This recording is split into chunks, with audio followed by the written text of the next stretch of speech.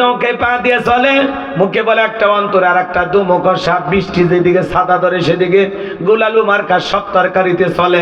সুবিধাবাদ জিন্দাবাদ, এদের নাম কি? মুনাফিক। এই মুনাফিকদের জন্য আল্লাহ রাব্বুল আলামিন একটি সূরা নাজিল করেছেন, সূরাটির নাম হলো মুনাফিকুন। এই মুনাফিকদের চেনা বড় দায়। মুনাফিকেরা সুযোগ পাইলে ইসলাম নামের গাছের গোড়া কেটে মাথায় পানি ঢালে।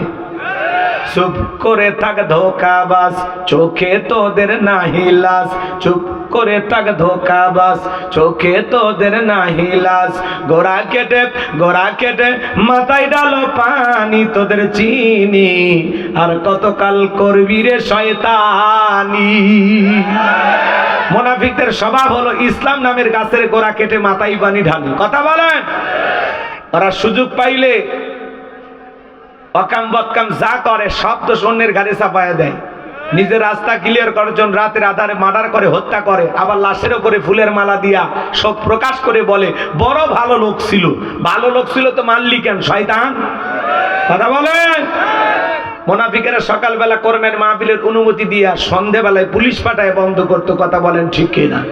মনে রাখবেন, হিন্দু বৌদ্ধ খ্রিস্টান এদের ভিতর থেকে মুনাফিকের জন্ম হয় না, মুনাফিকের জন্ম হয় মুসলমানের ভিতর থেকে। কথা বলেন ঠিক কিনা? মনে রাখবেন, অমুসলিমের দ্বারা ইসলাম যতটা না ক্ষতিগ্রস্ত হয়, নামধারী মুনাফিক মার্কা মুসলমানের দ্বারা ইসলাম সবচেয়ে বেশি ক্ষতিগ্রস্ত হয়। এজন্য ভাইরা আমার, মুনাফিক দাড়ি টুপি থাকার পরে মুনাফিক হতে পারে, হজ করার পরে আলহাজ মুনাফিক হতে পারে। নবীর পিছনে নামাজ পড়ে লোকটা যদি মুনাফিক হয়, আপনার আমার পিছনে নামাজ পড়ে তার চাইতে বড়টা হবে। কথা বলেন ঠিক কিনা? এজন্য মুনাফিকেরা ইমানদারের মুখোশ পরে থাকে, কিন্তু আসলে ওরা কি? মুনাফিক। ওরা কি? তো মুনাফিকদের নিয়ে আলোচনা করার সুযোগ নাই। আজকে আমি আলোচনা করব আল্লাহর প্রিয় মুমিন বান্দাদেরকে নিয়ে। বলুন আল্লাহু আকবার।